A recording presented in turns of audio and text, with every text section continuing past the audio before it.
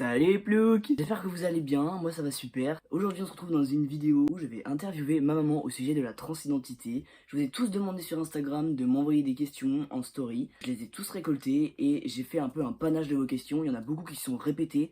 Donc je me suis inspiré de vos questions et j'ai créé mes questions grâce à vos questions. Il y avait beaucoup le mot question. Donc voilà, là j'ai vos questions, regardez pas. Il y en a 14. Maman, tu n'es littéralement pas prête, tu vas décéder. En vrai, on fait cette vidéo dans l'objectif de mettre davantage le sujet de la transidentité en avant. On en parle vraiment de plus en plus. Je sais pas si c'est moi, mais cette année, j'ai l'impression qu'il y a eu beaucoup plus d'émissions, beaucoup plus de blogs, plein de choses pour parler de la transidentité et je trouve vraiment ça super. Cette vidéo, elle est faite pour les personnes transgenres, mais aussi pour les parents d'enfants transgenres. Sans plus tarder, je vous laisse avec la suite. 1, 2, 3, ma maman. Bonjour, je suis la maman d'Ohan et je suis là pour répondre à vos questions. Alors la première question que tu peux répondre maintenant mais tu pouvais pas répondre avant. Avant tout, pour toi, qu'est-ce que c'est la transidentité à l'heure d'aujourd'hui? Avec tes mots. Avec mes mots. Pour moi, c'est être pas né dans le bon corps. Être un enfant, le même enfant, mais pas dans le corps que tu aurais souhaité.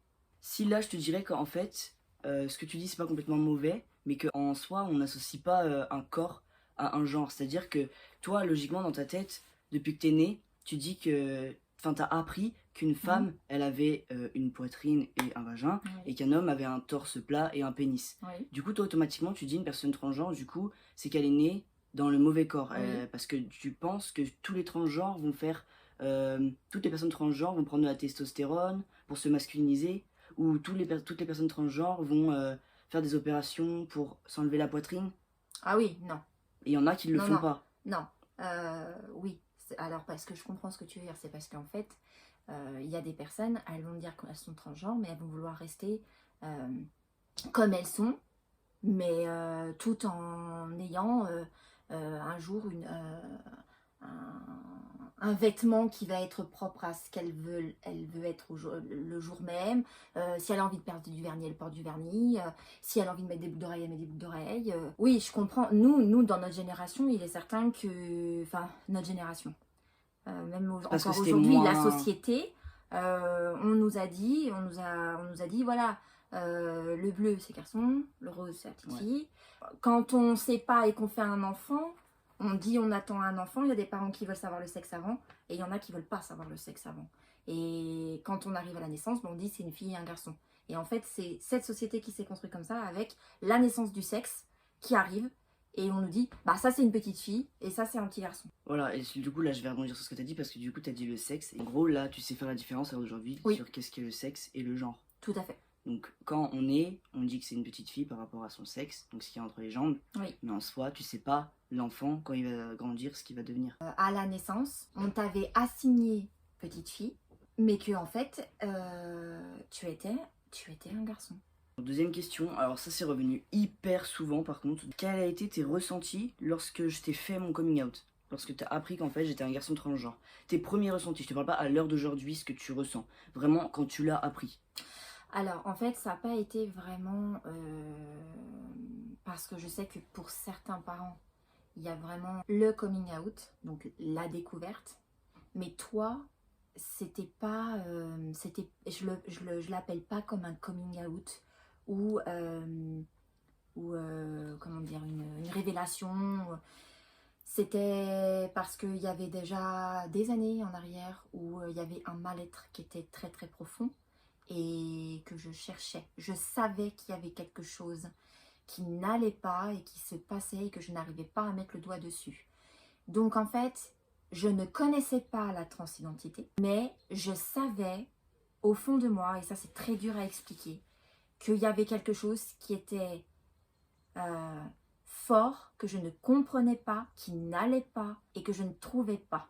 Et le grand problème d'un parent quand il ne trouve pas ce qui ne va pas chez son enfant, c'est compliqué. Donc j'ai cherché par rapport à plein de choses. Mais... Ouais, après t'as mis en fait tous les trucs du puzzle sur des années et j'ai fait en sorte sur les derniers jours, la dernière semaine, et ce fameux jour où j'ai refusé de travailler pour avoir du temps avec toi. Là, je t'ai un peu, comme on dit l'expression, tiré les verres du nez pour t'amener à ça. Et c'est là que tu m'as expliqué avec tes propres mots, parce que c'est pas le premier mot, c'est pas la transidentité que tu m'as dit. Tu m'as dit, je suis un garçon. Ouais. Non, même pas, je t'avais même pas dit ça. Je t'avais dit, j'aurais voulu être un garçon. Parce que j'acceptais pas moi-même, Oui. en fait. Et encore, faut savoir que du coup, là, tu dis que tu connaissais pas la transidentité. Mais pourtant, c'est ma maman qui est venue et qui m'a dit, en fait, j'ai compris, t'aurais voulu être un garçon. Ouais. Et c'est toi qui me l'as dit, alors que pourtant, tu ne connaissais pas la transidentité. Parce que toi, tu pensais, d'ailleurs, tu mettais un mauvais mot dessus, tu pensais que c'était travesti, je me rappelle. Oui. Alors que travesti, c'est vrai. dans le domaine du spectacle. Mais je rebondis sur ce que tu es en train de dire. Et en fait, ce qui m'a beaucoup interpellée sur les derniers temps, c'est que tu faisais beaucoup référence à des photos quand tu étais jeune et que tu étais très, alors je m'excuse si ça va déplaire ce que je vais dire, mais garçon manqué. Non, mais c'est ça. Voilà. Et donc tu essayais de te positionner, genre tout le temps, je rentre dans le tas, je m'habille gros blouson de garçon, je veux être avec les garçons, parce que tu étais beaucoup plus avec les garçons qu'avec les filles. Ouais, et d'ailleurs tu t'entendais beaucoup plus avec les garçons que les filles. Et en fait, ce passage-là, pour moi, justement, tu l'avais bien vécu et je ne comprenais pas pourquoi, en étant à l'âge où tu étais quand ça s'est passé, tu détestais regarder ces photos. Tu ne supportais pas de voir ces photos et je voyais le mal que ça te faisait. Donc c'est pour ça que moi, j'avais un peu cette incompréhension de garçon-fille, mais toujours sans savoir que c'était la transidentité. L'as-tu directement accepté, lorsque vraiment accepté pleinement, même si du coup tu savais pas réellement où est-ce qu'on allait aller dès le départ? Alors cette question, elle est très très dure parce que je reviens sur quelque chose que j'ai dit, c'est que ça faisait déjà un petit moment qu'on était dans le mal et que je te voyais mal. Et cette souffrance, elle était tellement forte que je vais pas dire que j'avais pas entendu ce que tu avais dit, mais je t'ai écouté, mais je n'avais pas encore entendu. Donc dans ce moment-là, mon ressenti, c'était un peu, bizarrement, un soulagement de cette fois-ci avoir compris, d'avoir mis le doigt sur ce qui n'allait pas. Ça voulait pas dire que j'avais toutes les solutions et de savoir comment on allait avancer. Mais ça voulait pas dire que c'était résolu, mais au moins on savait c'était Mais quoi. je savais sur quoi maintenant il fallait qu'on avance. Mais t'as dû quand même ressentir peut-être, je sais pas, de la peur, vu que tu connaissais pas beaucoup. Alors là, je vais être claire, la peur, je l'ai ressentie et la peur, je la ressens toujours. C'est pas pour les mêmes choses. Mais la peur, elle est toujours là, et même sans parler de la transidentité, un parent a toujours peur pour son enfant, parce qu'il y a la société qui est là, il y a la conjoncture qui est là, il y a les choses difficiles, et on a toujours peur pour un enfant. Alors je ne mets pas la peur plus que sur la transidentité.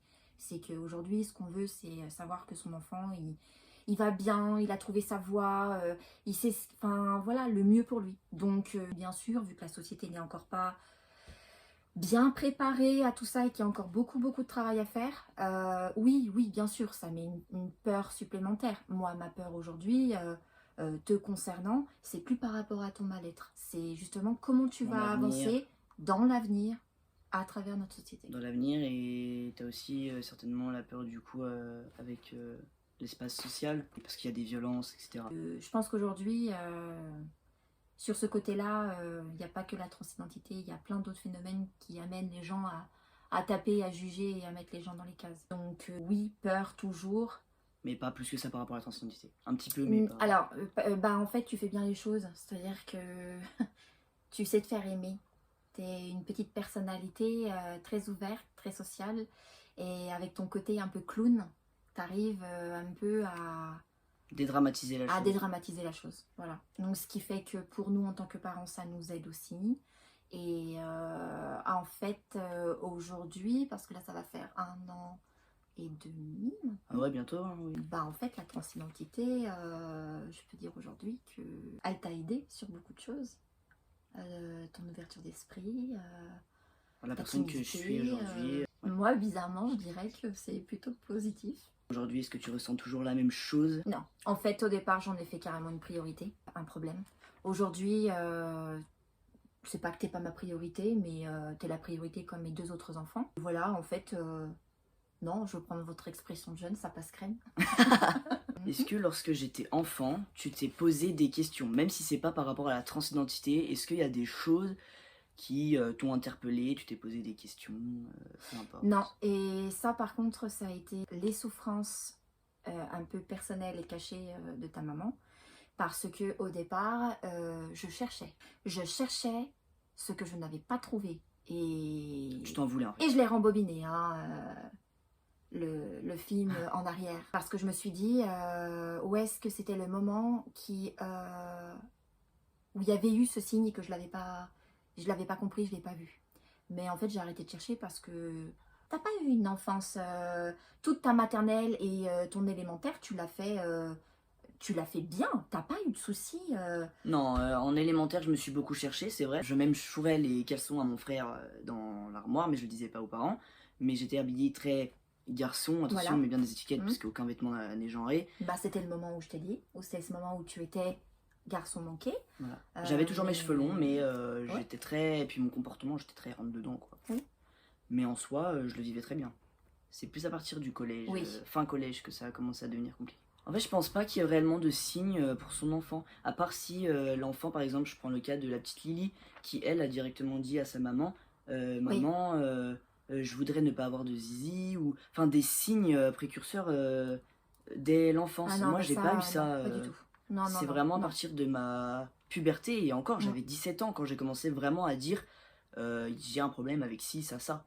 Donc ça dépend vraiment des gens, et on faut arrêter de dire que la transidentité c'est que quand on est gamin qu'elle se manifeste, parce que c'est Non, pas non, non, non. Alors peut-être que si tu avais entendu parler de la transidentité avant, ça aurait peut-être évité les 2-3 ans de souffrance qu'on a eu. vrai. Oui, ça c'est sûr. Où je me Parce que cherchais, tu je aurais eu une comprenais pas. réponse plus rapidement. Mm. Voilà. Tu couperas. Donc comme tu le sais, donc il n'y a pas tous les enfants, enfin toutes les personnes transgenres qui souhaitent faire des démarches médicales, donc Oui. testostérone, etc. Quand je t'ai annoncé que je t'ai fait mon coming out, Oui. tu t'attendais peut-être pas à ce qu'il y ait des démarches médicales, c'est-à-dire que je veuille transitionner Non. physiquement. Non, non, non. Donc Au départ. lorsque tu as appris non. que je t'ai dit maman j'aimerais prendre la testostérone, que ça va faire ci, ça sur moi, et que je souhaite faire cette opération. Comment tu t'es senti? Qu'est-ce que tu as ressenti? Alors déjà, tu m'as pas tout balancé comme ça. Hein. Non, j'ai pensé au cœur de mes parents quand même. Il a fallu que je t'écoute. Parce que, à quelque part, on parle du domaine médical là.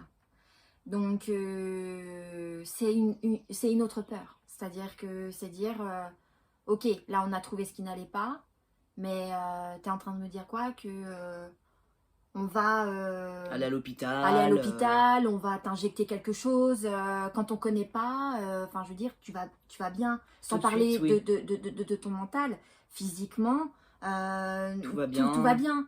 Et là, tu te dis, attends, l'hôpital, tu vas à l'hôpital pourquoi? Tu vas à fais l'hôpital directement parce que- référence à la maladie, à la etc. maladie, alors que- voilà, et je reviens encore sur le truc des parents, c'est que non, là ça va Ouais. à l'encontre de ce qu'on nous apprend, de ce on nous enseigne et tout. Et là je me suis dit, hôpital égale danger, injecter de la testostérone, mais ça va te faire quoi? Enfin voilà, il y a toute la peur. Et en fait, c'est pour ça qu'il faut prendre beaucoup de temps d'écouter, ne pas... alors je sais que c'est compliqué ce que je vais dire. Bien sûr, la peur au devant de ça prend le dessus. Après, tout dépend de l'ouverture d'esprit aussi. Mais moi, je dirais d'écouter, prendre le temps d'écouter, prendre un moment de recul et d'aller se renseigner. Dire qu'est-ce qu'il m'a dit, pourquoi il m'a dit ça comme ça, ou pourquoi est-ce qu'elle m'a dit comme ça. Se renseigner. Et une fois qu'on a les renseignements, quand on ne comprend pas, revenir, rediscuter en disant tu m'as parlé de ça. Je me suis renseignée. Il faut qu'on continue à parler parce que je n'ai pas tout compris et j'ai besoin que tu me rassures. En fait, pas cacher, pas partir dans les excès, mais pas cacher qu'on est inquiet et qu'on veut comprendre et que c'est pas qu'on veut le rabaisser, vous rabaisser. Oui. C'est le Souvent, on le besoin prend comme d'être... ça. Voilà. Et même si les parents sont gauches sur les mots qui vont prendre des parts, parce que j'ai été gauche plusieurs fois, il y a une des choses où tu me disais, maman, tu peux pas dire ça comme ça. Bah, il y a même encore des Mais- fois, ça arrive encore, mais je vous le dis et Oui, en fait j'ai directement dit à mes parents, si je vous reprends, c'est absolument pas parce que je vais faire celui qui sait tout et tout, c'est juste une question que maintenant, la transidentité, ça doit plus être un sujet pas maîtrisé, en tout cas dans ma famille. Enfin, c'est devenu juste logique, donc en fait, en gros, j'apprends quelque chose que eux n'ont pas appris. Et après, je rebondis sur ce que tu as dit. Forcément que nous, oui, on est en train de souffrir et qu'on aimerait que ça aille très vite la plupart du temps. Et du coup, dès que les parents disent quelque chose de mal, on a l'impression qu'ils nous rabaissent ou qu'ils nous prennent pas au sérieux, qu'ils ont l'impression que c'est qu'une phase. Mais en soi, non, pas forcément. Je pense qu'il y a un rôle aussi à nous de prendre les choses en main et de dire, voilà, papa, maman, de commencer, moi j'ai avancé, j'ai dit la transidentité, j'ai commencé à expliquer sur la testostérone, mais je t'ai pas parlé de l'opération. Non. J'ai fait petit à petit, mais Oui. j'ai pris les choses en main moi-même pour que mes parents voient qu'en fait c'est vraiment là et en fait je vais pas attendre qu'ils me disent oui pour le faire, c'est j'ai besoin pour continuer à vivre. Donc moi je vous ai amené petit à petit les choses, la testostérone, non, j'ai pris les choses en main, je pense que ça vous a rassuré d'un autre côté. Et d'un autre côté, les parents, comme tu as dit, écoutez l'enfant et ensuite allez faire vos propres recherches. Toi, tu as fait beaucoup de recherches de ton côté. beaucoup, ouais, beaucoup. Après, attention, hein, des fois, il y a des choses qui peuvent faire peur aux parents parce qu'il y a des choses qui sont mal dites Oui, bah oui. sur les forums. Ou, voilà. Et puis, il y a toujours un peu les gens qui sont là pour venir un peu aggraver, mettre la peur. Mais ça, c'est comme tout. Après, c'est pour ça, il faut retourner près de son enfant parce que pour le coup, les enfants sont bien plus renseignés que nous. Et puis, c'est ce qu'ils ressentent, c'est leur mal à eux. C'est déjà compliqué de l'exprimer. Donc, en fait, c'est mutuellement. Il faut savoir C'est ça. échanger, écouter et prendre le temps. Et même si aujourd'hui, je fais encore des erreurs, si même aujourd'hui, j'emploie des mots, je préfère lui dire, alors je vais peut-être mal m'exprimer, mais je te le dis, parce que j'ai besoin de le sortir et j'ai besoin de rentrer en contact, en fait, avec toi. Et je préfère que tu me corriges. Moi directement, mais je te moins... dis oui, alors c'est mieux que tu dises ça comme ça, Voilà. mais sinon pour répondre à Voilà. ta question, Oui. et ensuite je réponds à ta question. Oui, voilà. Donc la question hyper importante, c'est vraiment avec ton propre ressenti de maman. Je t'en ai déjà parlé, Oui. je t'ai dit que j'étais pas trop d'accord avec le terme. Là, j'ai peur. Est-ce que tu dirais que tu as fait le deuil de ton enfant? Oh, alors, justement, on va revenir sur le fait d'aller rechercher. C'est ce qui est conseillé, en fait, sur les forums, quand vous tapez et tout ça, pour l'aide aux parents, on dit, bah, faut faire le deuil de votre enfant. Donc oui, au départ, je suis partie dans cette idée-là, le deuil de l'enfant. Bah, je peux vous assurer que de faire le deuil d'un enfant, en fait, un enfant qui n'est pas parti, il est bien là. Donc non, c'est pas possible de faire le deuil d'un enfant. Là, franchement, je suis sûre de ce que je dis. Il y a même des psychologues qui conseillent ça. Ouais, ben en fait non, c'est pas bon du tout. Parce que moi, en me mettant ça dans la tête, j'arrivais pas à dissocier dans mes journées de mon enfant qui était sous mes yeux et qu'on me disait de faire le deuil de ma petite fille. Mais en fait, mon enfant, il était encore là. Même un médecin me l'a dit. Ben en fait, il y a un moment donné, ça me pourrissait plus que ce que j'avançais. Donc non, en fait j'ai dit bah moi j'ai pas l'intention de faire le deuil d'un enfant, je vais pas je vais pas au cimetière, je vais pas sur une tombe, mon enfant il est là, donc en fait je vais réapprendre à découvrir mon enfant. Tu m'as redécouvert sur pas mal de choses, Oh que oui. Que ce soit dans notre relation à tous les deux, Oh, ou que ce soit sur mes goûts, mes préférences, etc. Parce que énormément de choses étaient comme enfouies en fait, sous une cellule, des barreaux. Je pense que si vous dites à votre enfant que vous faites le deuil de votre enfant, vous allez plus fermer le dialogue avec votre enfant que de lui faire comprendre que c'est toujours, en fait, c'est la même... C'est la même personne. C'est la même personne. C'est toujours votre enfant, il vous aime toujours exactement de la même manière. Le sang n'a pas changé, c'est le même cœur qui bat. Voilà, c'est juste... moi, je pense que je vais beaucoup mieux depuis que je me suis dit que j'allais avancer avec toi pour comprendre et découvrir une petite personne que tu avais cachée. Parce que cette personne-là, tu l'as cachée. Elle était là. Même moi, je savais pas que je la cachais. Hein. Non. Il y avait des trucs que je savais pas. C'est pas toi qui les as inventés, ces choses-là. C'est inné. Après, il y a la maturité, il y a les expériences qui font que voilà. Moi, j'ai découvert que tu étais grimacier. J'ai découvert que tu pouvais être clown. Alors, le fait d'aider les autres et tout ça, ça a toujours été chez toi quelque chose de très fort. Mais que dans ta souffrance, tu t'es perdu. Mais voilà, donc non. Le deuil, ça, je suis contre ce Ça fait vocabulaire-là. carrément parler de mort, alors qu'en soi, non, il n'y a Non. jamais eu de mort. Il n'y a pas de l'enfant meurt pour vivre dans une autre enveloppe. Et même si le physique de l'enfant change, je prends la testostérone depuis 1 mois et demi, t'as pas l'impression d'avoir un autre enfant. Enfin, je veux dire, Non. c'est simplement ce qui aurait certainement dû se passer si je serais née avec les tickets de garçon. Enfin bref, on en revient toujours au même. Tout à fait. Et non, moi j'ai accouché de mon enfant. Mon enfant n'est pas mort. Alors ça, c'est une question hyper compliquée. Aïe.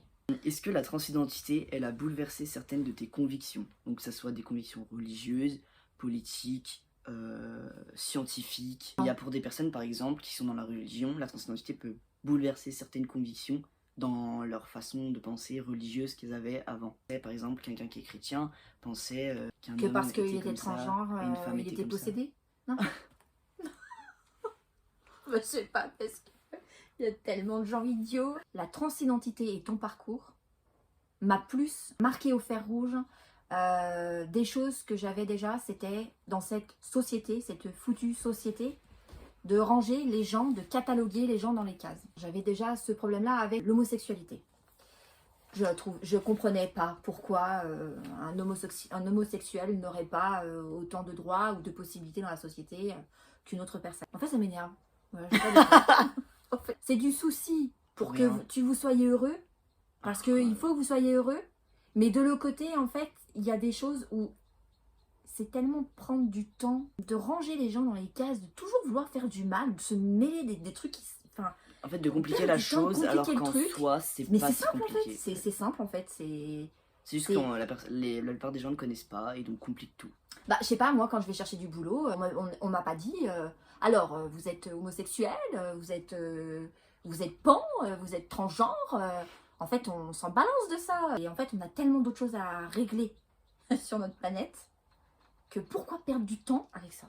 Et voilà, c'est la fin de cette vidéo. L'intro est complètement différente du reste de la vidéo. Mais en fait, au montage, je me suis rendu compte que la vidéo faisait 40 minutes. J'allais pas vous poster une vidéo YouTube de 40 minutes parce que bon, c'est chiant, on se fait chier, on s'ennuie, c'est de la merde. Donc j'ai décidé de la poster en 2 parties. Vous avez regardé la première partie et je posterai la deuxième partie un peu plus tard. En tout cas, j'espère que la vidéo, elle vous aura plu, qu'elle vous aura renseigné, qu'elle aura répondu à vos questions. Et sur ce, je vous dis à la prochaine. Cœur sur vous. Et oublie pas de t'abonner et de liker.